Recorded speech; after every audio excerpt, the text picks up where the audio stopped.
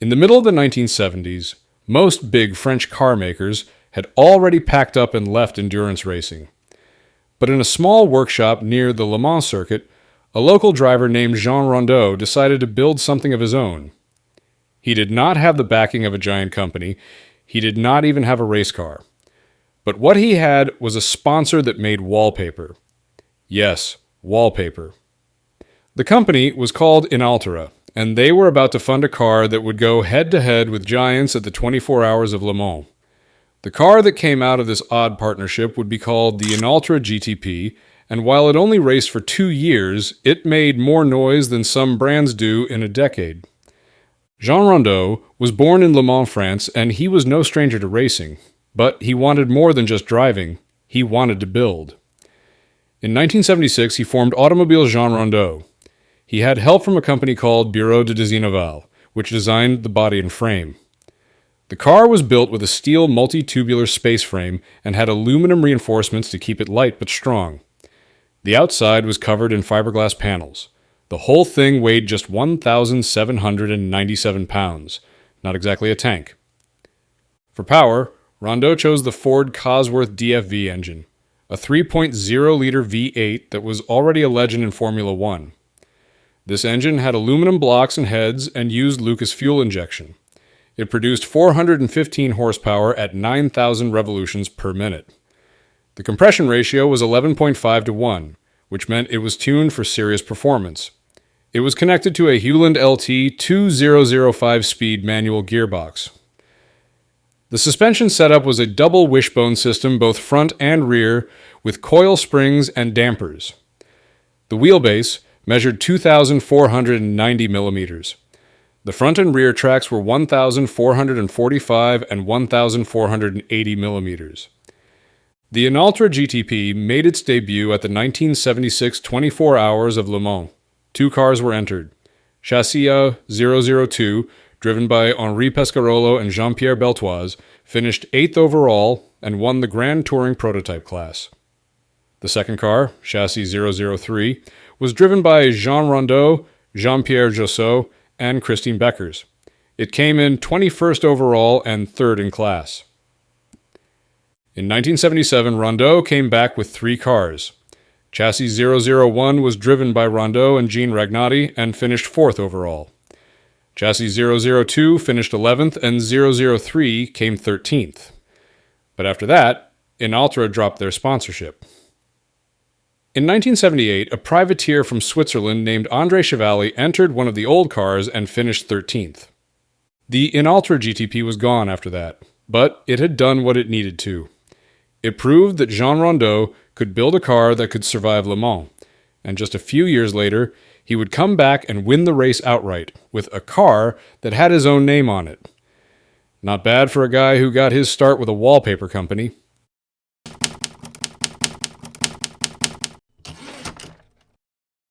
In the world of racing, underdogs usually do not get the glory. Big teams with big budgets and giant sponsors often take the spotlight.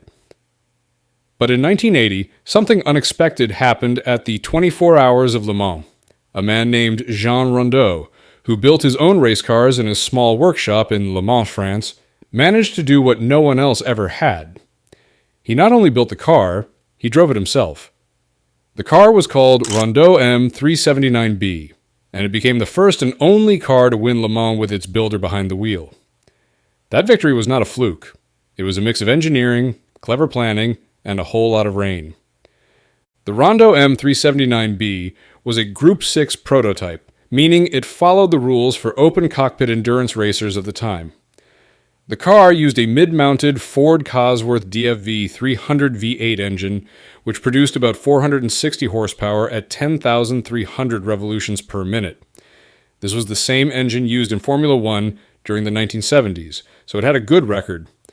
The car had a Hewland TL 205-speed manual transmission, sending power to the rear wheels. It weighed around 1,693 pounds and could reach up to 217 miles per hour depending on the track and setup. The chassis was built with a steel tubular frame reinforced with aluminum sheets. The body panels were made from fiberglass to keep the weight low. Aerodynamics were basic compared to today's standards, but the car still had small winglets and fins to keep it stable at high speeds. Rondeau started his small race car company in the late 1970s. He had raced before in Formula Renault and other series, but he was not from a rich background. His first cars were built in a modest workshop in Le Mans itself, just a few streets away from the famous circuit. The M379 series was a follow-up to his earlier models, and by 1980, he had refined the car into the M379B, which was faster and more reliable. The 1980 race was not easy. Heavy rain came and went through the 24 hours, making the track slippery. But the Rondeau M379B, with Jean Rondeau and Jean-Pierre Jousseau driving, held on. They had to fight off the Porsche 90880 from Jost Racing, which was expected to win. But the Porsche had mechanical issues, and the French-built Rondeau kept running. After 24 hours, they crossed the line first. It was a big moment. Jean Rondeau became the only person to ever win Le Mans in a car that had his own name on the nose. That has never been done again. The Rondeau M379B might not be the most famous race car, but it did something no Ferrari or Porsche ever did. It gave a small-town builder the biggest win in endurance racing.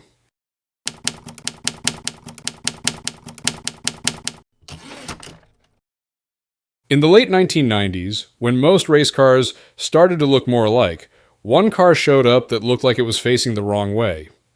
The engine was at the front, the cockpit was pushed way back, and it looked like a muscle car trying to sneak into a European sports car party. That car was the Panoz Esperante GTR1. It was built in the United States, designed in the United Kingdom, and raced in France, Germany, and all over the world.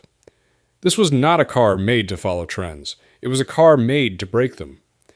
The Panoz Esperante GTR1 was created by Don Panoz, an American businessman who wanted to take on big names like Porsche, Mercedes-Benz, and McLaren in the FIA GT Championship. He teamed up with Reynard Motorsport, based in the United Kingdom, to design the car. While it shared the name Esperante with a Panoz road car, the GTR1 was completely different. It had a front mid-engine layout, which was almost unheard of in top-level GT racing at that time. Under the long nose was a 6.0-liter V8 engine built by Roush Racing, based on Ford architecture. It made over 600 horsepower and more than 500 pound-feet of torque. Power was sent to the rear wheels through a 6-speed transaxle. The car used a carbon fiber monocoque chassis and body panels to keep the weight low, around 1,980 pounds. The suspension featured double wishbones with pushrod coilovers, and Öhlins shock absorbers kept it tight through corners. Braking was handled by Brembo carbon ceramic brakes, with 6 piston calipers in front and 4 piston calipers in back. The car made its debut at the 12 Hours of Sebring in 1997, but both cars dropped out before the end. It later competed in the FIA GT Championship with teams like David Price Racing and Dams. In 1998, it had more luck in the United States Road Racing Championship, even winning the GT1 Class Championship and the first ever Petit Le Mans. One of the strangest versions of the GTR1 came in 1998 when Panoz built a hybrid model called the Q9 GTR1 Hybrid, nicknamed Sparky. It used the same V8 engine, but added an electric motor powered by a 300-volt nickel-metal hydride battery pack. That motor added about 130 more horsepower, but the car ended up being too heavy and was not successful. Still, it was the first hybrid race car ever entered into major endurance racing. To meet the race rules, Panoz had to make at least one road version. That one off-road car came with a smaller 5.3-liter engine and a full interior. It was first painted gold, later green and gold. It is still owned and shown as a rare collector's piece. In the end, the Panoz Esperante GTR1 was never the fastest or most famous, but it was one of the boldest. It proved that American teams could still bring something different to the table, even if that table was full of European giants. And if your car gets called the Batmobile, you know at least someone was paying attention.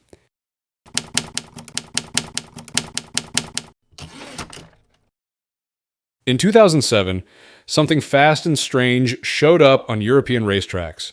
It was not from a giant car company or a billion-dollar team. It came from a group of racers led by a man with a big mustache and a bigger passion for Le Mans. The car was called Pescarolo 01, and it meant business. Henri Pescarolo was already a well-known French race car driver. He had raced in Formula One and competed in the 24 Hours of Le Mans many times, but in the early 2000s he started building his own cars under his company, Pescarolo Sport. When the racing rules changed in 2007, Henri could not use the old Pescarolo C60 anymore, so he and his team designed a new car from scratch. This would be their first real in-house prototype, and they called it the Pescarolo 01. The Pescarolo 01 was designed to race in both LMP1 and LMP2 classes. That made it flexible for private teams who did not have factory-level budgets. The car had a carbon fiber monocoque chassis developed with a company named Sora, and the body panels were made of Kevlar and carbon fiber. It was strong, light, and fast. The car could be fitted with different engines. The most common setup was the Judd GV 5.5-liter V10 engine, which made around 650 horsepower at 7,800 revolutions per minute. There was also a Judd DB 3.4-liter V8 engine for teams in the LMP2 class. Later on, a few teams used a Mazda MZRR turbocharged inline-4 engine. No matter which engine it used, the Pescarolo 01 came with a 6-speed sequential gearbox made by X-Track. It had AP racing brakes and Messier Bugatti carbon discs.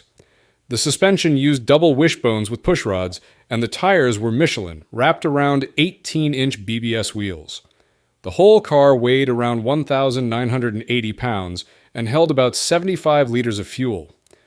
The car's first big test came at the 1,000 kilometers of Monza in 2007. It finished second, right behind the diesel-powered Peugeot 908 HDI FAP. At the 24 Hours of Le Mans that same year, the number 16 Pescarolo 01 came in third overall, making it the highest finishing car with a gasoline engine. Not bad for a private team fighting factory giants. Over the next few years, other teams started using the Pescarolo 01. Roll Center Racing and Saulnier Racing were early customers. In 2009, Saulnier Racing became Oak Racing and took over the car's development. They kept improving it and even tried out new engines. In 2012, Oak Racing teamed up with Morgan Motor Company, and the LMP2 version of the car was rebadged as the Morgan LMP2. That car won its class at the 2013 24 Hours of Le Mans. The Pescarolo 01 kept racing until 2015. It may not have come from a big-name brand, but it proved that smart design, teamwork, and a lot of determination could take on even the most powerful racing programs. It might have looked like an underdog, but it was quick enough to surprise anyone who doubted it.